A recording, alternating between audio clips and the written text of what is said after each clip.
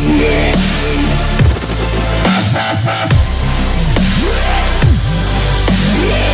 Transportation Security Administration (TSA) officer at Orlando International Airport jumped to his death from a balcony inside the main terminal Saturday, in a suicide some said they believe is linked to the month-long federal government shutdown. The Orlando Police Department has not publicly identified the individual, but described him as a male in his 40s. The department ruled it an isolated incident and an apparent suicide.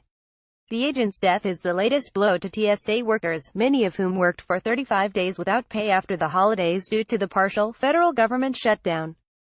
While it isn't known what motivated the TSA agent to fall to his death, many have suggested it was due to the stress of the shutdown. Rep.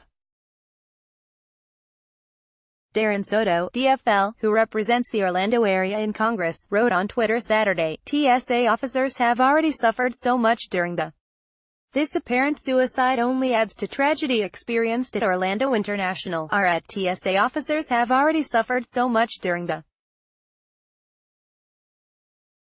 this apparent suicide only adds to tragedy experienced at Orlando International. Our prayers go out to his family and coworkers after this difficult loss. https://t.co/qxrk1 US Rep. Darren Soto, @Rep. Darren Soto, February 2, 2019. The president of American Federation of Government Employees of TSA Local 556 has also suggested the government shutdown may have played a role in his death. I spoke to him a week or so ago, and I asked him how it's going, and he said, not so good, and I said, well, if you want someone to talk to, give me a call." Deborah Hanna, president of the union, told WESH 2 News. "It's very stressful, and I don't think that people actually understand what we do on a day-to-day basis. I told my officers, and I did it myself, you pay what you need to pay and try to put some money aside.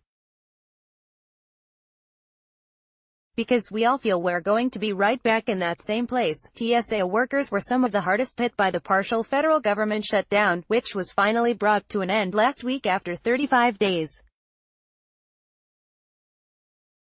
During that time they were forced to work without pay.